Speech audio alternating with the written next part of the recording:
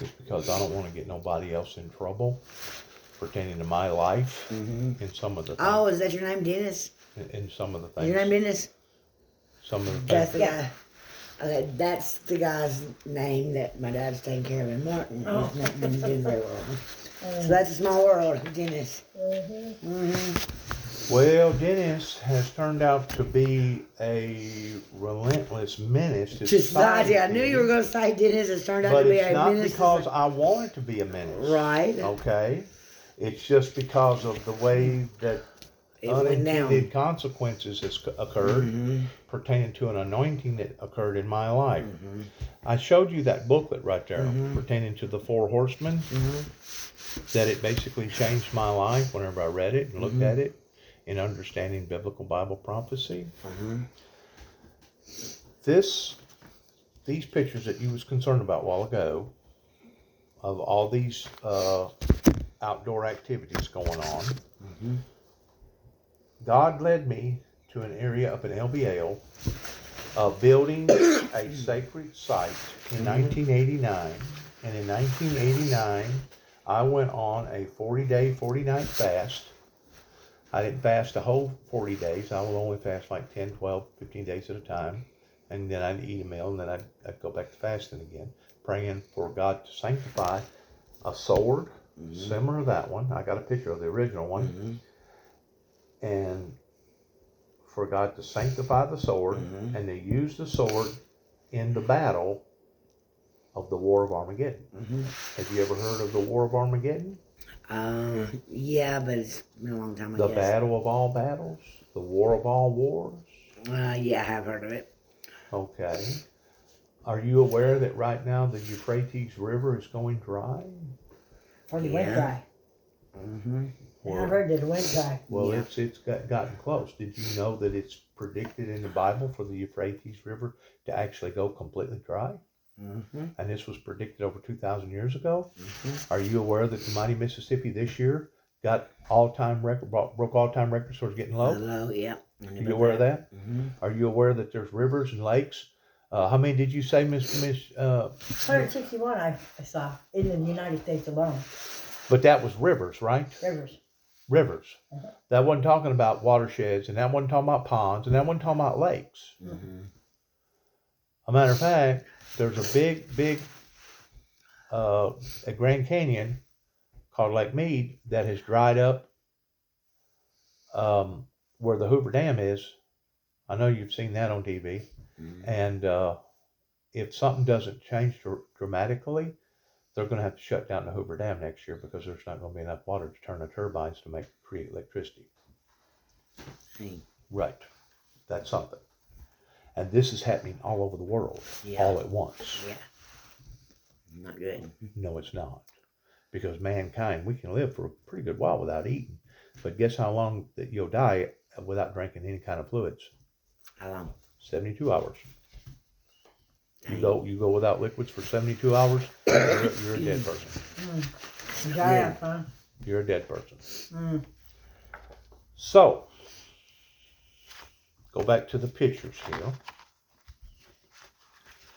This was the camping site originally, and I stayed up there for so long, the first 40 days.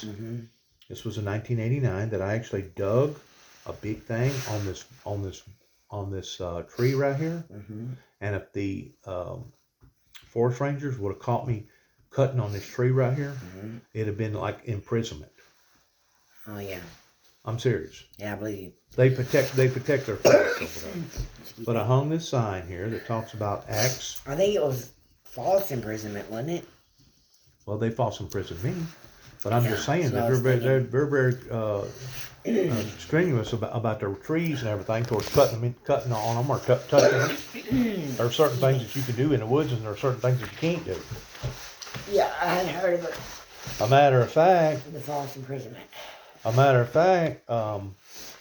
They were so strict at one time up there that if you got caught throwing down a piece of bubble gum and one of those forest rangers seen it, that's automatic $250 fine. Good. Automatic $250 fine. Matter of fact, a woman got caught in the spring picking some yellow, what do they call them flowers that comes up? Buttercups. Buttercups. Yeah. And they almost put her in jail. That's not good. So that's to give you an idea of where I was Yeah, I'm on federal territory. You got me? Yeah. Okay. So the reason why that I had to come back and do what I done here was because of an unordinary event that happened in my life pertaining to a government cover-up where a group of people was going to try to overpower or overthrow not just the kingdom of God, but the very will of God pertaining to God's people. So basically what I done, I go up there because I run into all kinds of hell with the United States government, Homeland Security, going on various crusades. And then they confiscated the original sword. They took the sword from the ministry in 1989 in Jackson, Tennessee, and they wasn't supposed to have done that. You know why? Separation of church and state. Okay. In other words, the government is not supposed to intervene in anybody's religious affairs. Right. And it doesn't matter if you're a Muslim, doesn't matter if you're a Hindu, it doesn't matter if you're a Christian, doesn't matter if you're a cult follower of some sort. The government is supposed to leave you alone. Well, they didn't leave me alone. They arrested me, threw the sword in the back end of the truck. You see that box? What was your charge, though? What did they charge you with? Charged me with a deadly weapon. Okay. Charged me with a deadly weapon, throwed me in the back seat of a police car, and took that sword right there and destroyed it.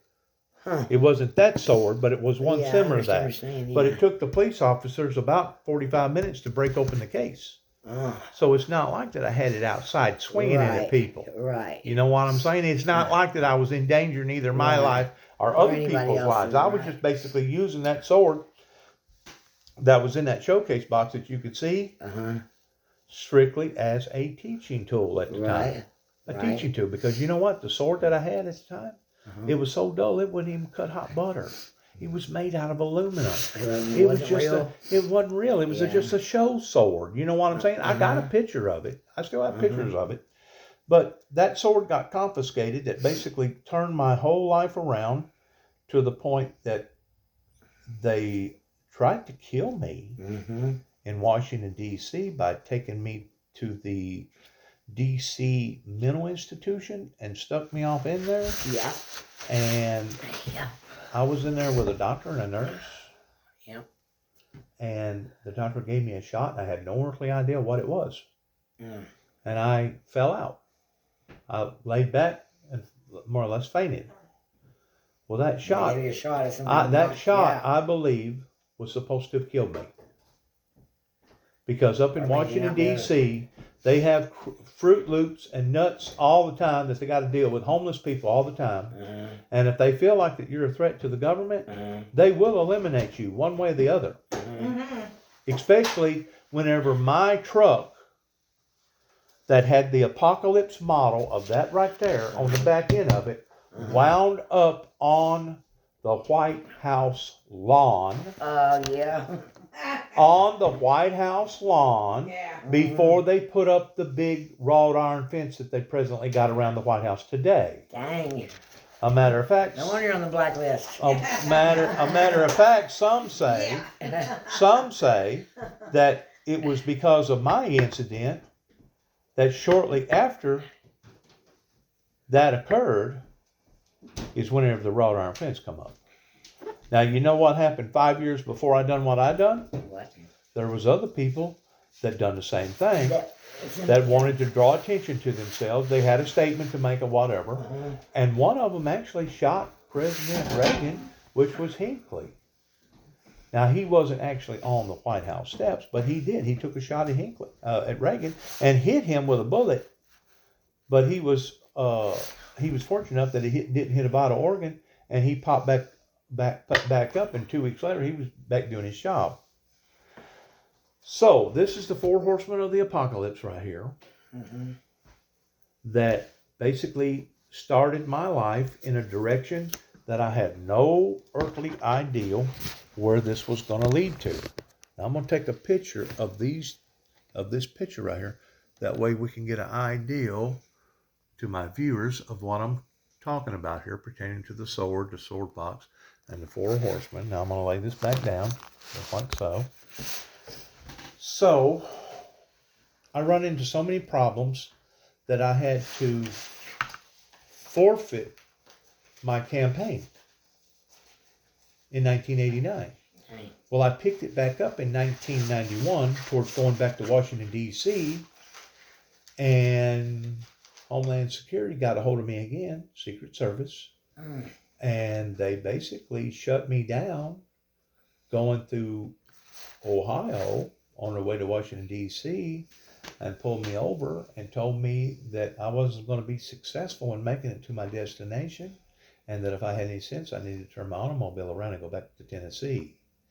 Well, I was a hardhead, and I didn't want to turn around. Yeah. So I kept going until I got over into West Virginia, and whenever I got over into West Virginia, I pulled over on the road, because at that time didn't nobody have cell phones. Cell phones wasn't at that time in the early 90s, or they might have been, but they wasn't. They was in big car phones. I don't know if you remember that or not. But I pulled over and I borrowed somebody's phone. I had to go inside their house and use their landline phone. And I told my wife at the time that I hadn't been married to but a very, very short time. And whenever I say a very short time, I'm talking about less than a month. Okay. Yeah, less than a month. And I married her right down by your house, around that corner, on the road, in front of Victory Baptist Church. And at one time, there used to be a big white circle on that highway. Do y'all by chance remember the big circle? Maybe when I was younger. No? Yeah.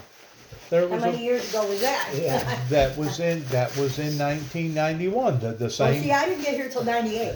the same year that I was telling you about, that I got in so much trouble with Homeland Security. And if you don't believe me, right there's a picture. If you can see the background, you see the background? What is the background right there? Yep. Those trees. No, the headstones. I didn't see the headstones. Yeah, there's headstones right there. All them. Oh, see, I can't see that well, so. No, wait a minute. That's facing the other way. That's facing the Waterfield house. That's a different picture. Oh, yeah. But that road right there goes around the corner, and Sharon is down that way. Yeah. Okay. Yeah. But we got married right in the middle of that road. Okay. We had stopped traffic. Really? We done an illegal procedure and got a preacher, a bridesmaid, a best man, and got married in the road. Okay. You know why I got married in the road? Why? Because there was a significant revelation that happened to me in that road. Okay. And whenever I first met up with this lady, she was all gun-ho towards that in which what I was telling her about. Here you go, Sheila. Just tell you I'm not lying. She was a supporter. She was one of my supporters. She believed in me. Or she acted like that she did. Is that you? Yeah, that's me. Damn, you almost look like my little brother Eddie. Wow. That's me. And She's pretty. You can recognize the Waterfield house right there, can't you? That was the house that Mr. Robert Waterfield lived in.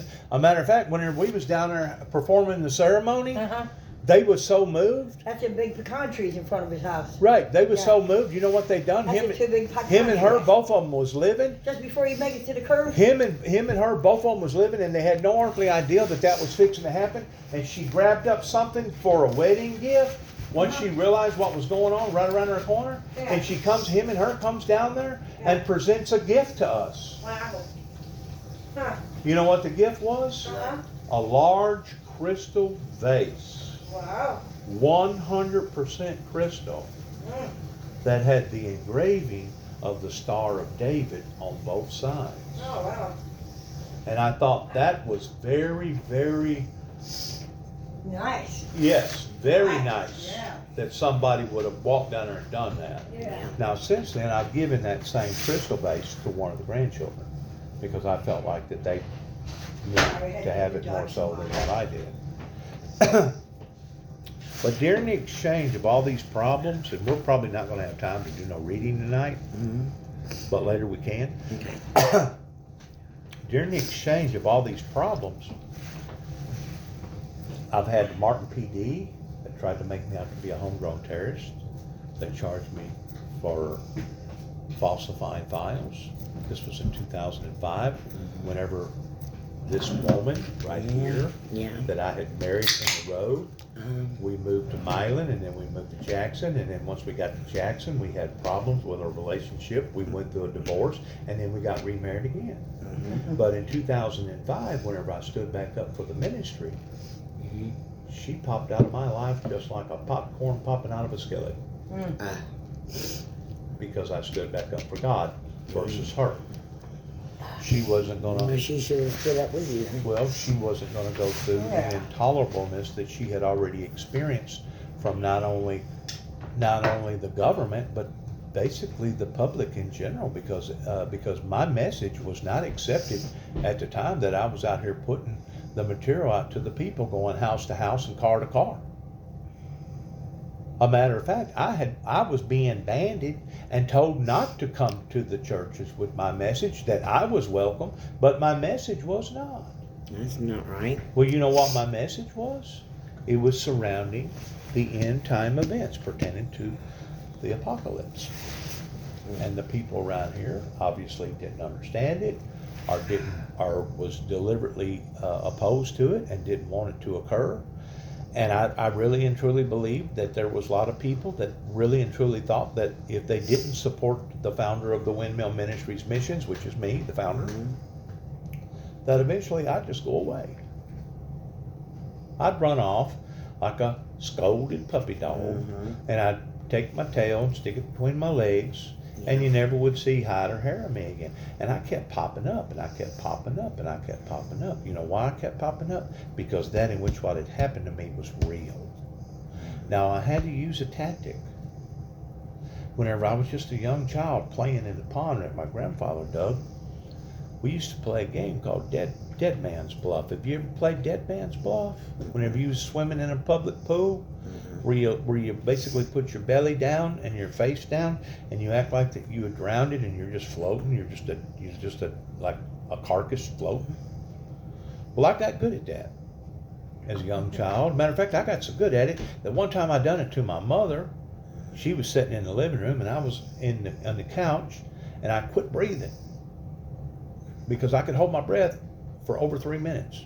Dang. Without turning purple or blue or passing out. Wow. Well, I quit breathing. That's a long time. I quit breathing, and she was noticing me. Yeah. She was looking at me, Yeah. and I knew that she was looking at me. Did you know that it frightened her so bad she jumped up and grabbed a hold of me and was trying to get air back into me, thinking that I was dying? Yeah. But I wasn't dying. I was playing Dead Man's Bluff. So the same thing with the ministry. Every time I'd stand up and the heat would get so hot that people was attacking me verbally, and the law was coming after me, I'd have to go back down. I'd have to play Dead Man's Bluff. I'd have to bow down and act like that I wasn't going to do this no more. Okay, please, Master, please don't sick the dogs on me. I won't do it again. And then they'd all run off. And then I'd stand back up again a few years later, and here they come back again. Get him, he's a nut, get him. You know what I'm saying? Yeah. But once the heat got so hot, I'd have to play the Dead Man's Bluff again. You know how many times I had to play the Dead Man's Bluff? Probably quite a few. For 30 years. Yeah, that's incredible. For Nice. 30 years to put us where we are today, with our government completely, totally collapsing to the point that now violence is everywhere. We're $30+ trillion in debt, and we have no one to blame but who? The very people that wanted all this grief to fall up into my life now has fallen into their own. Isn't it funny how what goes around comes back Well, around? it's like my daily devotional yesterday that I read. It said, I forget the first sentence, but it was like the same hand that saved you, basically, is the same hand that delivered you to be captive. Or the same hand that, you know. Right. Okay. Whenever I went back, touched by the Holy Spirit again, This was after I'd worked the Katrina damage down in the lower part of Mississippi, and I stayed down there for almost a year. And things was falling apart in my life in 2006. After Katrina hit in 2005, I decided to go over to St. Augustine and start working in a body shop, Wilson's Auto Body, because I was a high tech, certified and stuff. Mm-hmm. And I basically lived on an island for almost a year, called Anastasia Island. Mm-hmm. And the reason why they called it Anastasia Island was because at the time, whenever the Spanish come into this area, Mm-hmm. they actually founded a organization in St. Augustine, Florida, about 40 years before Columbus ever discovered America. Mm-hmm. And it's one of the oldest colonies in America. You don't read about that in history books. They still want to promote this lie that Columbus discovered America. Mm-hmm. Well, Columbus did discover America. No, he didn't. He did discover America. No, he didn't. He did The discover, Indians were but already he was here. not the first one to discover And the America. Americans too. Well, there was all kinds of people Yeah. over here at the But time. the Indians were here first. Absolutely, they discovered there's it. been people here for thousands of years. Mhm. So it's really a misinterpretation whenever you read the Yeah. history books. Yeah. Okay, but in 2007, God laid it upon my heart, go purchase a sword, and I did. Mm-hmm. On St. John Street. You look at that picture right there. What do you see? Guitars. Nope, not guitars. You know, in a way, Fishing. it kind of does look like a musical instrument Yeah, shop, kind don't of fishing poles or it? something. No, that's all swords. Oh. There's thousands of swords hanging from the ceilings and all over the walls. Mm. That's what that guy does. He is a swordsman. Okay. Well, there was one particular sword that I liked, Anyone? which was the apocalyptic sword, Mm. the sword that had the 4 horsemen on the handle.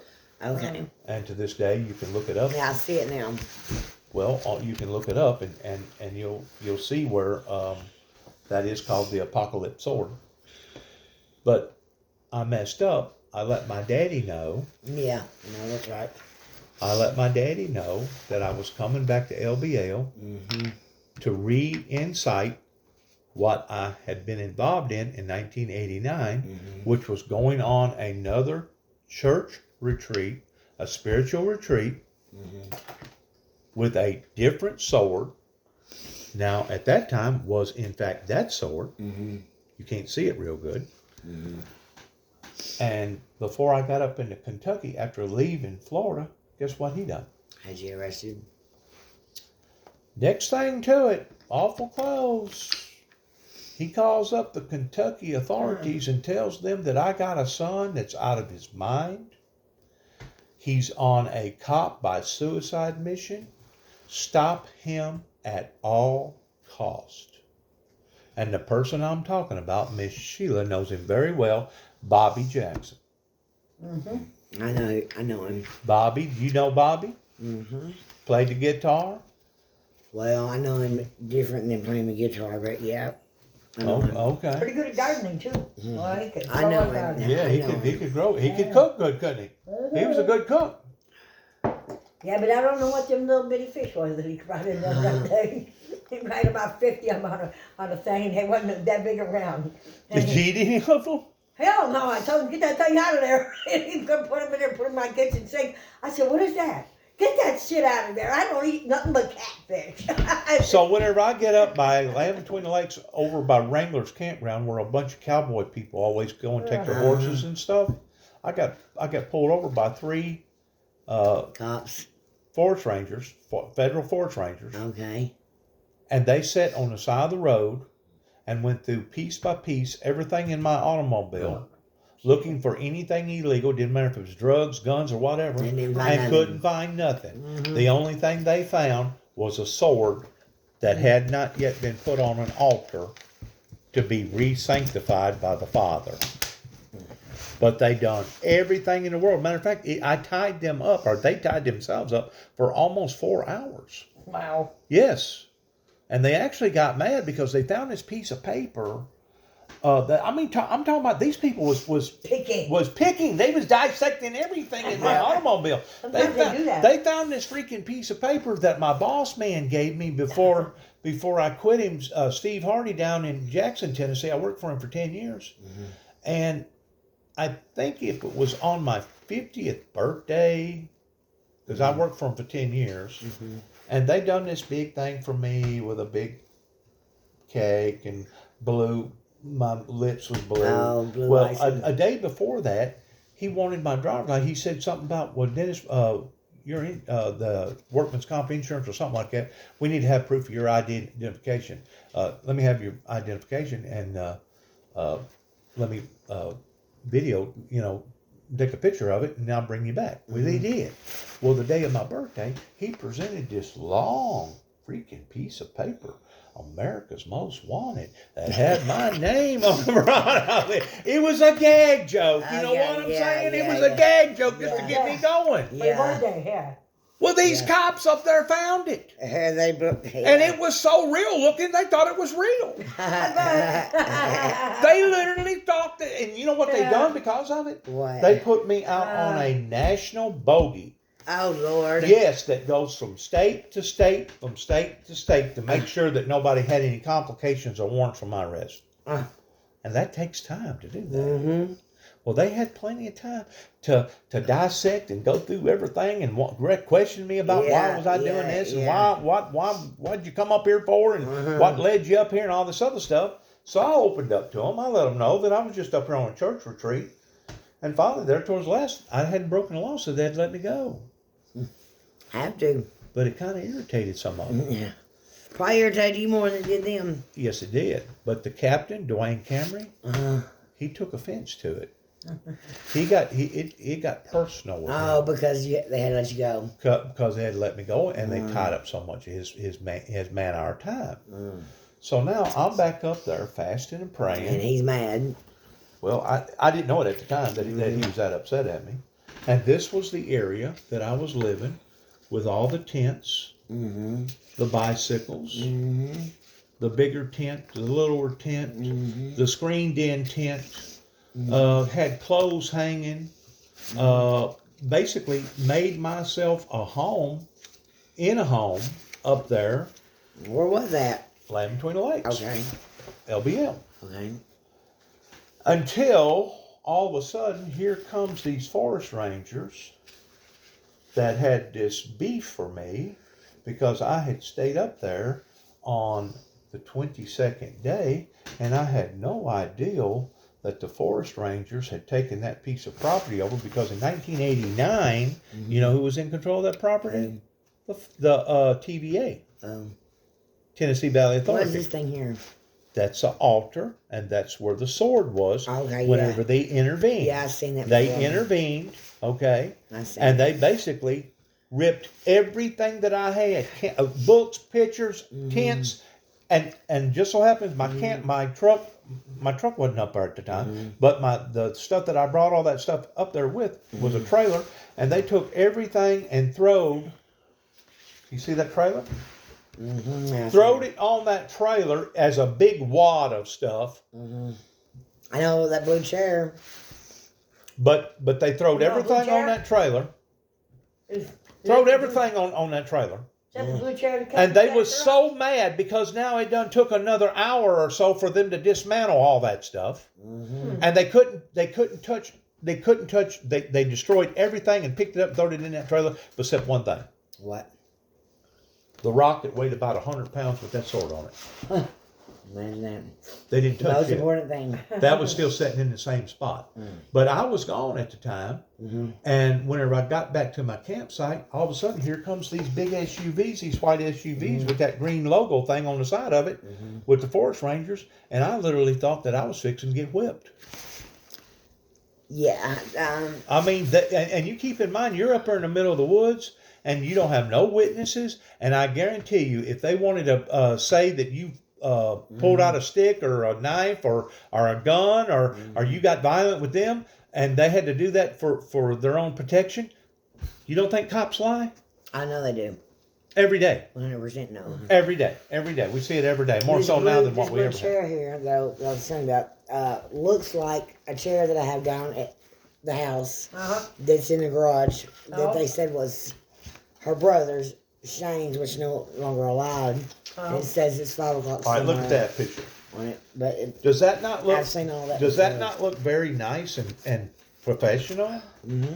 You got a screened-in area to keep the bugs off of you and the mosquitoes. Mm-hmm. That's where the sword was. Mm-hmm. And then this over here in this tent, I slept in that tent, and I had Bibles. I had a lot of reading material. Right here was one of my shirts hanging up. Mm-hmm. I had some of those lights that the sun, whenever the sun hits, the solar lights, to where at night little lights would come up. I was basically had my little house up there. But you keep in mind, I'd done already been up there 2 or 3 other times before that, and one time I stayed up there for 40 days and never was bothered. You know why? Why? Because it was being run by TVA, and TVA wasn't monitoring it, nothing like the Forest Rangers was. Oh. The National Forest Rangers is now in control of Land Between the Lakes. Okay. So I had my tent. Stayed there for 40 days. Well, no, I only stayed there You for had what you needed up there? for 22 days. For 22 But days. You had what you needed up there? I had exactly what I needed. Knew exactly what I was Water going to and do. all that? Yes, yes. But I had to break camp, in which I wasn't expecting to break camp. Okay. And according to their rules, you could not stay no more than 21 days, and you had to leave, and you had to leave for a whole period of 7 days, and you had to leave from that campsite to wherever that you was going to camp again, primitively camping, for at least a mile. Okay. This was in their rule books. Okay. I didn't know their rule books existed. I know. Keep in mind, I was already up there spending a lot of time. I was already spending a lot of You said time. robots? Rule books, rules, Rule rules. books. They Oh, didn't rule know books. there I was- know you said robots. Rule books. They didn't know They there got was rules up there. They got rules. And they intend for you to keep them. And the reason why I found out later is because it's still on the Franklin, Kentucky books pertaining to homesteading. Oh. And they don't want nobody going back up there in the LBL because all Yeah. that property was basically taken from people whenever the TVA went in there and took that property over. And they've had a lot of problems up there with their communities up there because of people disliking Breaking the what rules. they've done, because they basically went in there and stole that property for a little bit of nothing. Yeah. Just like when they built the electric company. Yes. They took that away from the farmers. Well, whenever Congress basically handed them a blank check in the 30s and said, Yeah. "Y'all do what you need to do." Take whatever land you want. That's right. That's Up towards East Tennessee, do you know how many Indian sacred burial sites that they flooded and didn't think nothing about? oh Hundreds. wow. Hundreds of Indian burial sites that they could have cared less about. Cared less about. So, now I'm up there. I've gotten in trouble with them. I moved my camp. You know, I got to pick through everything. Well, now I'm on their radar. I just didn't realize how bad that I was on their radar. It was my dad that put me on the radar. Oh heck. Dang. Yeah, because he told me Aw. that I was on a cop by suicide mission to stop him at all costs. Yeah. So I go to another area and set up camp, and they're down there messing with me, trying to run me over while I'm walking or run me over while I'm on my bicycle. Yeah. And of course, at this point in time, they're trying to take everything and turn it around like I'm the instigator, Yeah, that's like what it I'm the is. troublemaker, that I'm Yeah. messing with them instead of them messing with me. That's what they did to us too. That's exactly what they did. Well, finally, it got so rough, you know what I had to do? Leave. I had to leave LBL because they basically told me That's that I what's wasn't happened. welcome here. They told me I was basically That's not what's welcome basically here. happened down there. That we don't want you up here doing whatever you're doing. Yeah. We're telling you now, leave. That's Okay, so I left. Yeah. I left. I picked that big 100-pound rock up, Right. and I loaded that dude up in my truck, Yeah. and I took that dude over by Dover. You know where Dover, Tennessee is? Mm-hmm. All right, that's the beginning phases of LBL right there. That's over there where Piney Campground is. Mhm. If you go from Dover back to the bridge, Mm-hmm. that's still all LBL right there. Okay. I took that rock and I hit it. I Mhm. dug a hole, with the sword still on it, because I knew that I hadn't finished that 40-day fast. And I knew that they was intervening because the devil inside of them did not want me completing this course. Right. So I bury it. That's how bad it's gotten down there. Just like that in my I dad's. understand. So I bury this rock and this sword over in Stewart County. I know where that is. Okay, on the other side of the Tennessee River. Whenever you go over the bridge, it's right there on the left. Right. Okay, buried it right there and loaded up and went across the river and found me a campsite in Aurora, Kentucky. You familiar with Aurora, Kentucky?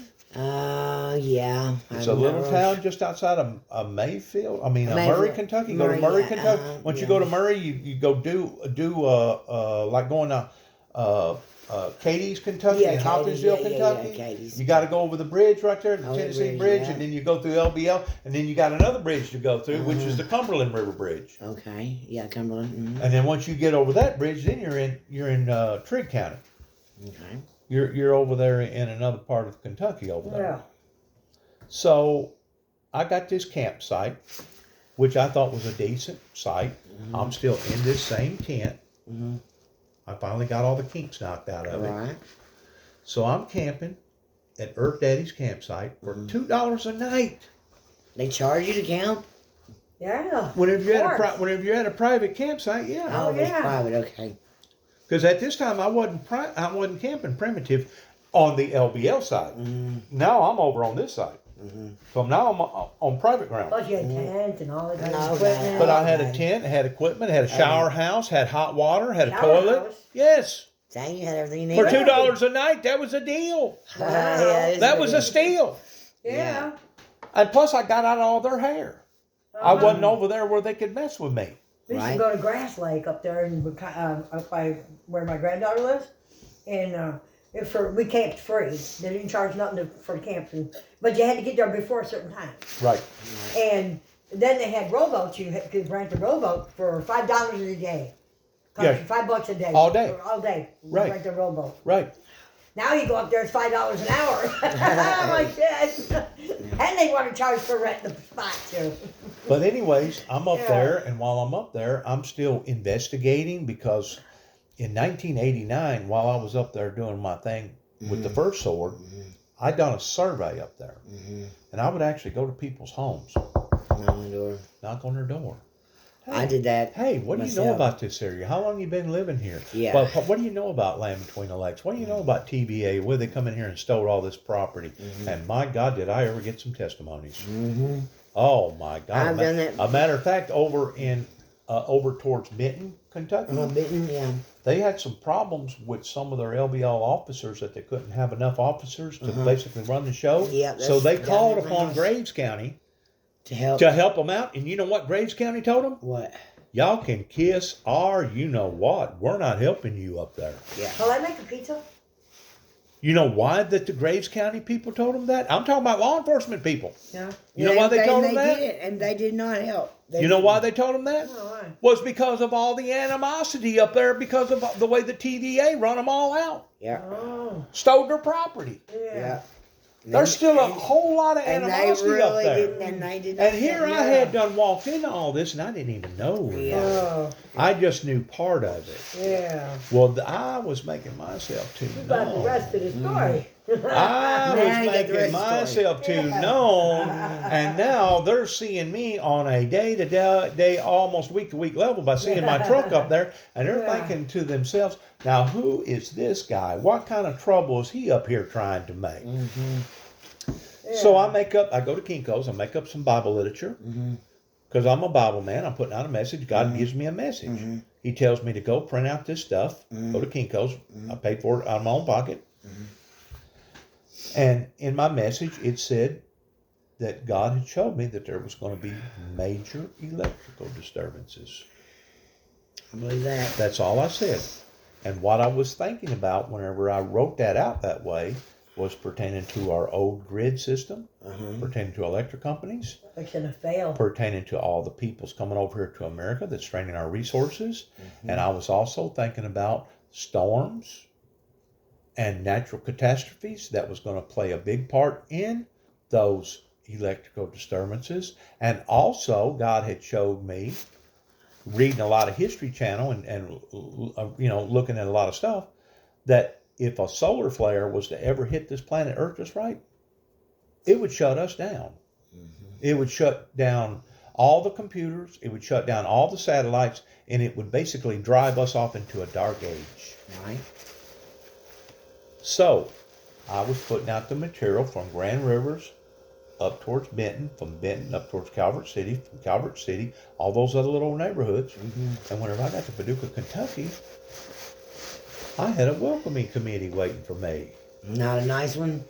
Oh, yeah, it was very nice. About 10 cops from Paducah surrounded my freaking truck and made me get out with my hands on top of my head, and they locked me up.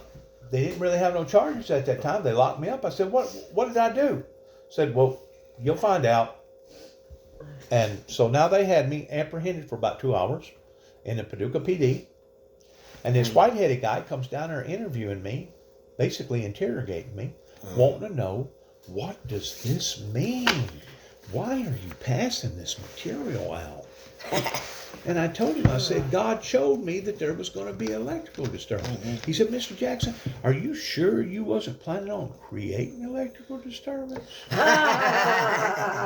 gonna shut the electric off? I go, Come no. on now. I go, I'm telling you, God showed me better that see there your was going to TV be now. electrical disturbances. He goes, well, as of right now, while I'm speaking to you, the Kentucky Dam is shut completely down. No traffic is traveling on it. And they're down there with FBI dogs, and they're looking for any kind of devices that may actually blow up the Kentucky Dam. Wow. Dang. And I'm thinking to myself, how I in didn't go the down there. Hades did that happen? They had WPSD down there putting it on the daggum news because they had to shut a public resource down. Good Yeah, Lord. yeah. So after this guy got to interrogate me, you know, I kept telling him, dude, you misinterpreted what I'm putting out. You want some more water? Please. And all of a sudden, he goes, well, we got other plans for you. I said, well, what kind of plans? He said, well, you'll see. They never would tell me what was going on. Yeah. Working in secretive. I guess they must have thought that I had some kind of a device inside of me, and I had a bunch of buddies outside, and I was going to tell them what their plans was, and my buddies would, jump them while they was transporting me to wherever. So they get 2 Kentucky State Troopers, take me to Mayfield, Kentucky. By this time, it's 12 o'clock at night. They got to make a telephone call. They got to get the nurse up, a psychiatrist, get her out of bed, and come down there to interview me to wonder what this is all about. Right. The 2 Kentucky State Troopers, they stayed in the office, in the foyer there, and they was anticipating towards me being institutionalized that night. Yeah. And when it was all said and done with, the nurse looked at me after about an hour of questioning me, and she said, Mr. Jackson, they have made a mistake with you. They need to take you back and get in your truck. Right. And whenever she said that, I thought, thank you, Jesus. Thank you, Jesus. Well, by this time, it's 1 o'clock or after in Mayfield. You got another 45 minutes to get me back to Paducah. So by the time they get me back to Paducah, it's 2:30, 3 o'clock. Yeah. It's early in the morning. So you're tired. I'm tired. Wow. And guess where my truck is? Where? It's in post 1. It had been impounded. Oh, great. So now another problem. Now you gotta get it out. They impounded it once they arrested me because they actually thought that there was going to be charges or that I was Right. either going to be maybe institutionalized or something under some sort of doctor's care, and I wasn't. None of the above happened. I slept in a cemetery that night, being ate up by mosquitoes in the middle of June, right at first part of July. It was swarming hot, and the mosquitoes was eating me alive, Miss Sheila. And I actually, whenever I got up that morning, whenever I could see what I was doing, I made sure that I took. Actually, I went back to that same cemetery after I got my truck, and I drawed a picture of the headstone and the engraving on the headstone and the name of the headstone. That way, I knew that was the very grave that I slept on that night because of the influences that obviously hit Kentucky. Well, Whenever I get down to post 1, I had to hitchhike. Just so happens this guy leaving from Paducah going to Goodyear was working, driving an old Cadillac. He was about the size of me. He was a big old boy. Yeah. He stopped and gave me a ride. Wow. I said, man, I sure appreciate this. I kind of halfway gave him the scoop. He said, well, I don't know nothing about your problem. He said, I got problems of my own. I got to go to work. Yeah. So he dropped me off there in post 1. Yeah. But I had to wait till 8 o'clock before anybody come to the office because it was still fairly early. And then as soon as I make my appearance, they tell me, they go, well, you can't get your truck. I go, why can't I get my truck? I go, there wasn't no charges. I go, I'm not on no type of doctor's order. I go, I want my truck. Well, come back. Yeah. Give us a couple hours and come back. We need to make some telephone calls and see what's going on here. And then maybe you can get your truck. Yeah. Right. Because they want to charge you some time for impounding it. Yeah. Well, For being on the property, you gotta, have some money. Yeah. that's exactly what they Yes, done. Exactly. So whenever I walk back in there to get my truck, I go, okay, can I get my truck? He said, yeah, you can get your truck. Cost this much. But it's going to cost you $178 to Oh get yeah. it. Yeah. And I almost freaking turned 3 shades of white. I said, do what? Yeah. I said, you guys made a mistake. Yeah. You apprehended me illegally last night because there was no charges. You took me to a psychiatrist. She didn't put me on any type of order. I go, you need to give me my truck. We'll give you Free your of truck. charge. We'll give you your truck whenever you come up with the money. What money? And they was very, very stringent Oh, about yeah. it to the point that they wasn't going to buckle. It was either come up with the money or you're going to walk. Right. So at that point in time, with me being a Tennessean with Tennessee driver's had to walk. license, Right. no, I didn't walk. I paid the $178. Just so happens I had money on my Yeah, account. so having you have the money. That's good. So I go back home, that I call my home, which is Aurora, Kentucky, in my little red tent. Sheila, I don't think I've ever told you this story. No. Go ahead. And I'm up there sleeping for another 5 or 6 nights. It's hot. But of course, once it gets, about 10 o'clock, it starts cooling off a little bit. So I've already got my PJs on, all my night clothes. And I'm in my sleeping bag and I'm just about asleep. And all of a sudden, this same red tent, Miss Sheila, started glowing. Now you keep in mind, I wasn't in what you'd call a public camping area. I was stuck way back off in the woods, and me and maybe one other person that was like the host was up on the far end, and I'm out in the middle of Timbuktu to the point that whenever you walk out of your tent, you cannot even see your hand in front of your face. Right, It's that dark. Yeah. Well, all of a sudden, my freaking tent's glowing. I mean, it's literally glowing. Yeah. And I'm looking up and I'm thinking to myself, close encounters of the third kind. Yeah. It was glowing that much. Oh my gosh. Dang. As soon as I walked out of the tent, you know what was staring at me? What? Lord About God. 7 or 8 Coyotes. authority cars. Oh, Oh, the South of hell. Coyotes. The big FBI or the big LTD Crown Victoria vehicles. Yeah. Yeah. 2 Kentucky State Troopers, 2 deputies out of Mayfield, Kentucky, Good 2 Lord. TVA guys, FBI guy, and a supervisor. And they all had their vehicles running in the middle of this black forest, pointed at my tent.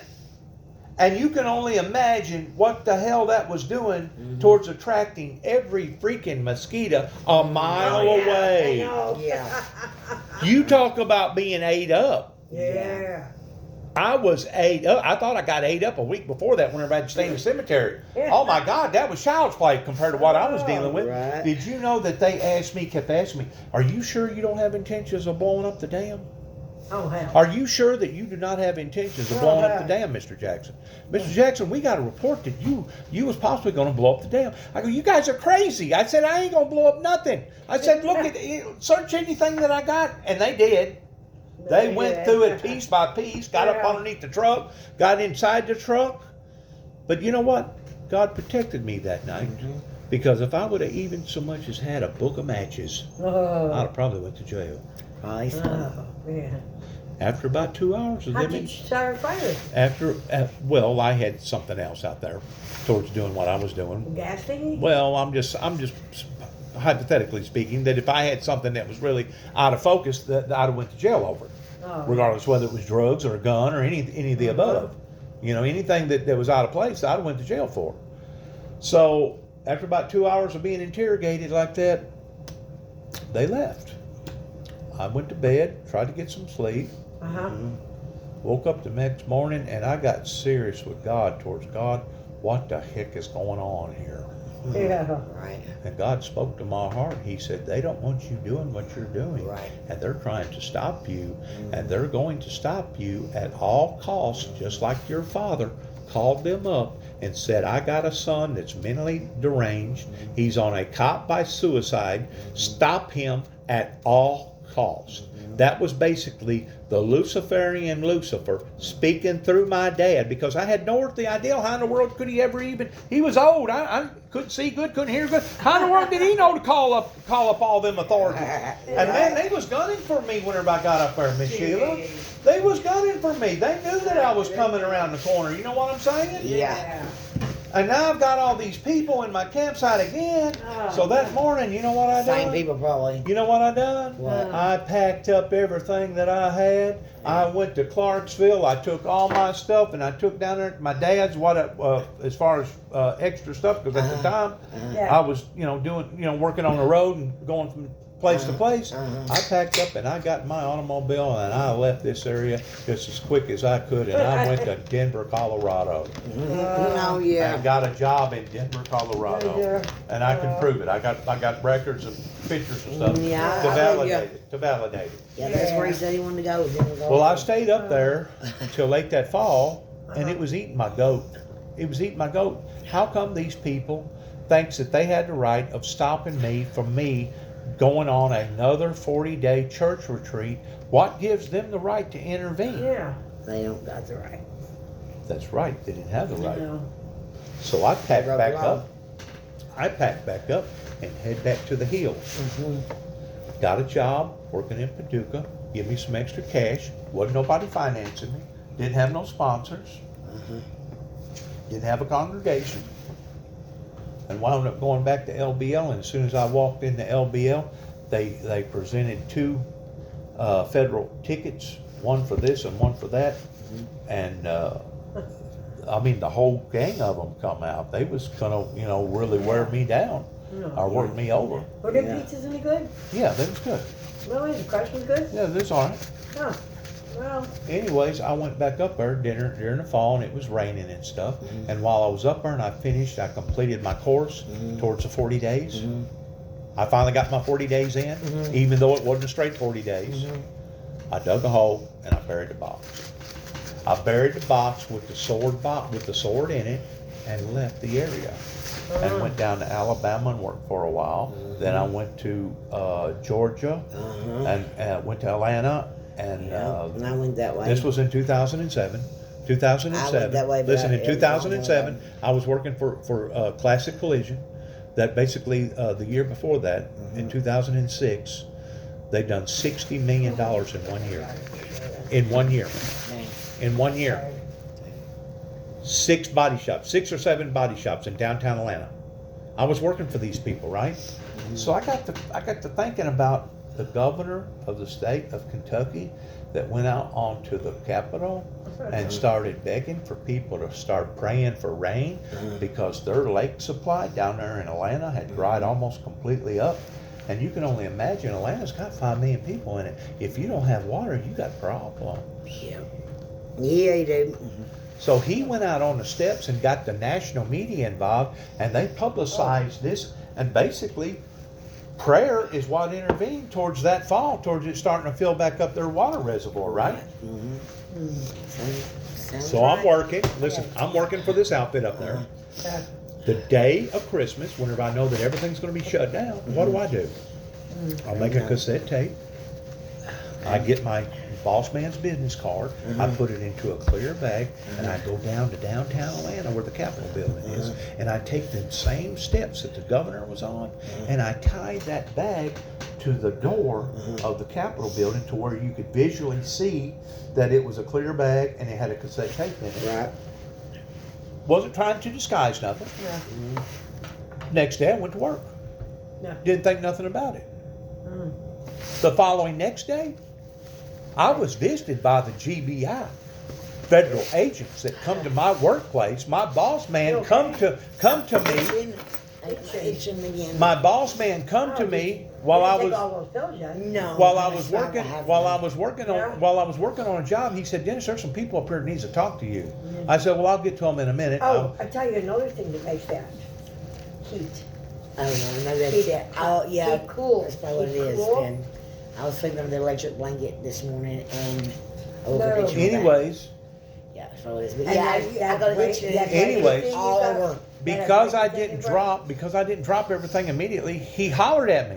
Yeah. He said, Dennis, there's some people up front that need to talk to you now.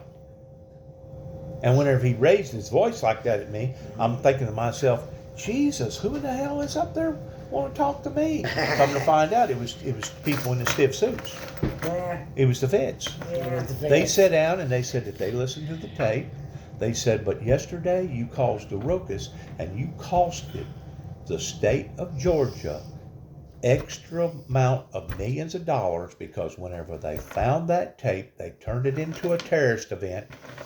And all the people that was supposed to have come back, all the federal and state workers that was Yeah. supposed to have come back the day after Christmas, got an extra day off. Oh, heck. Did you need another hat?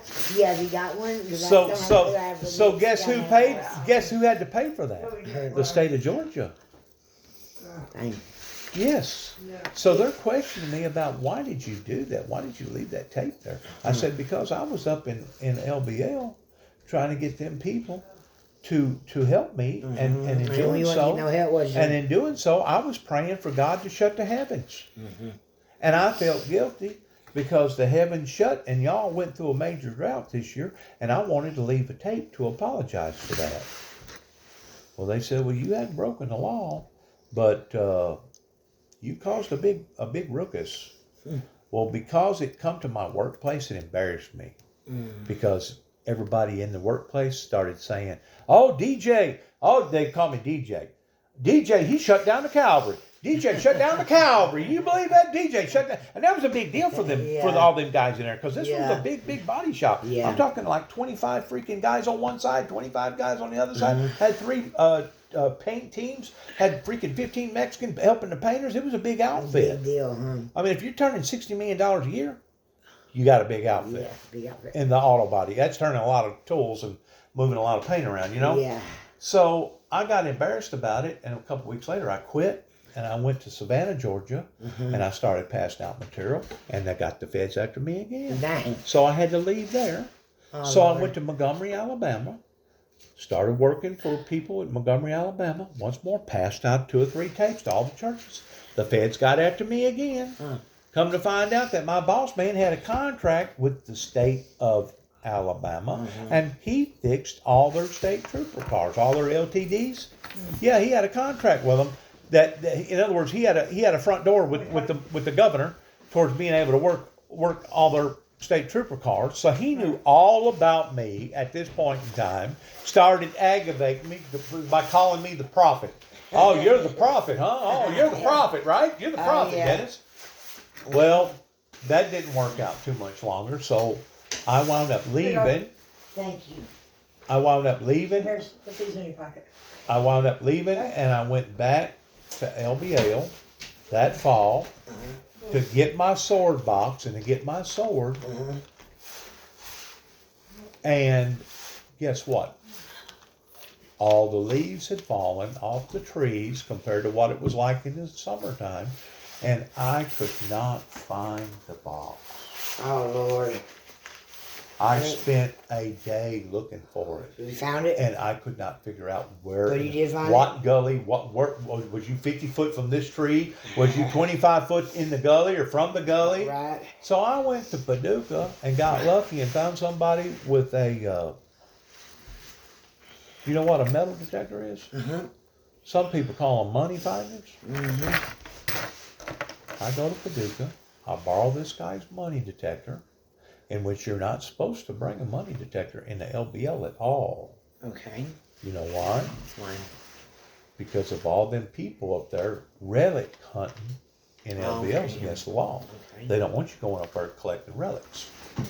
Any kind of relic. Don't matter if it's a watch, Don't matter if it's a can. It don't matter. They don't Something want. to put them in? They do not want. I put them You in. got them? Okay. They do not want Alright. anything Thank like you. that. Yeah. Up there. Right. I understand So I was taking a big chance by taking that up there, trying to find my sword and my box. But Right. finally, I get pretty close to it, and the thing goes beep, beep, beep, beep, beep, beep, beep, beep, beep, beep, beep, beep. I'm thinking to myself, thank you, Jesus, I You have found a found it, box. So I dig and dig and dig, and I buried this thing like 3 foot in the ground, right? Waist deep, right? You So want to take that jacket off? No, I'm just going to the cat. So I finally get I finally get the sword out of the box. But you know what I discovered whenever I did? What? I discovered that wolves are animals of some sort. I don't know if it was deer. I don't know what it was. But they had discovered that box that I had buried. And if you look very closely at the back of that box, put the glasses on, you'll see where They chewed on it. where the indignations of their paws. They actually got Oh, down yeah, to yeah. the bottom of the box, and they was crawling on it. You know what I'm saying? Just Yeah. scratching it, trying to get it. And I guarantee you, if they could have got it out of there, they'd have stopped it. Hey, it could have been gophers too. Gophers The and stuff. weeping wolf. Underground animals. They The don't weeping hardly wolf. come out above ground, you know. They're just burying through the ground. God only knows what it was. Yeah. But I swear to you, to dig a hole 3 foot deep, Molds, it had to be whatever. something really, really forceful, Yeah. like a No, mole they're all, or yeah. or something, They're maybe all a forceful. whatever they are. Even little bitty Dug squirrels. a big hole. Have you ever seen these little bitty tiny squirrels? Do you know how hard? I know we got moles that tear up our yard all the time. Yeah, me moles too. not letting. Now you know how hard it is to pull the husk off. But look of at the corn. back of that picture. Look at the back of that picture, that I box. see the name in it. Too. And look at the indentations on Yeah. the back of that I box. can see the name. The scratches on the wood yeah. itself. Uh-huh. You Your see the whole paw entire prints, story. the Yeah. paw prints where they Yeah. pawed into Yeah. it. Right. Your whole entire Yeah. story is exactly the way I was told. So But, that is so- him. That is him. so I get it out, I clean These it little up. animals have got some strong little hands. Well, what possessed them to do that? I And don't first of all, how did they They know didn't it was know what it there? was. How did they even know it was there? They were just burying through the ground. No. They didn't know it was there, I don't think. They Yeah. just, I don't They believe just got that. in their way. yeah. I don't believe Yeah. They just that. found it. Yeah. No, Yeah. no, They go in a they straight didn't line, just boom, find they it. run into Yeah. something else. The They probably had to turn around and go the other spirit way, you know? world, listen to me, the same spirit world the year before that had gotten to those officers Yeah. that was trying to stop this from occurring, Yeah. just like the same spirit that got into my dad that told him to call, Yeah. that told my dad to call and tell him that my son was on a suicide Yep. mission. It was that same spirit that got into those animals that was trying to prevent from this happening.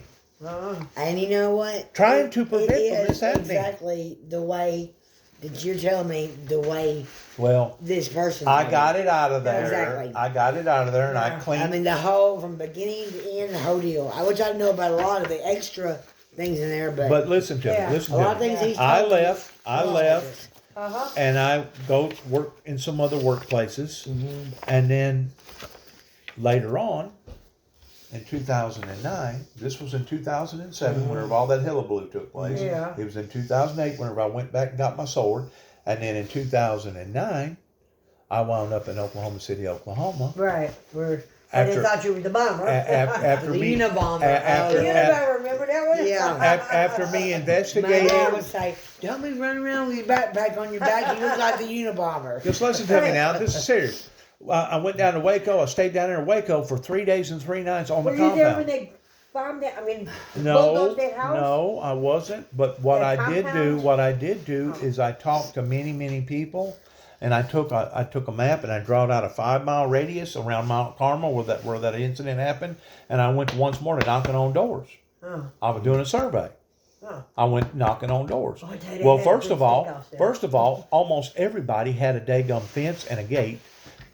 Some of them had the gates locked. Some of them didn't. The gates that Yeah. wasn't locked, I went ahead and went on in there and knocked on their door. Right. And probably Who's that? Cat, she's probably coming to get me. Coming to get you? probably Coming 9 out? out of 10.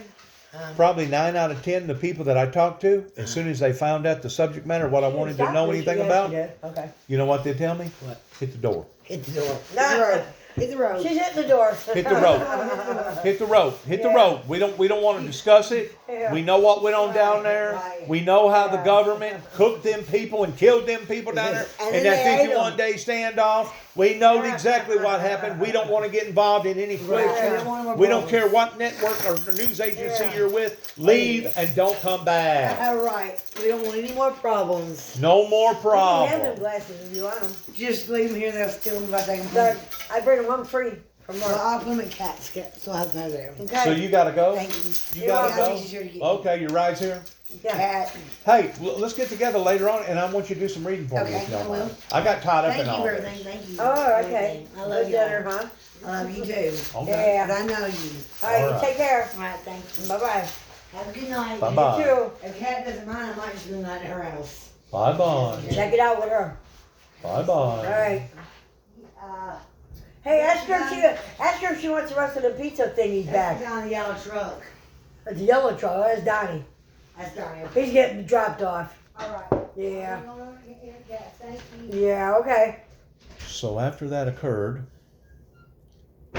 I was- I don't know what's wrong with her. What was wrong with her? Why is she getting all She had the hoochie goochies or something, didn't man, she? hyper. Ooh, yeah, you. She Like couldn't. she gotten ready for She another couldn't be fix. still, could she? Like she had to have another fix. She was Yeah. tweaking or something, Oh, wasn't yeah. she?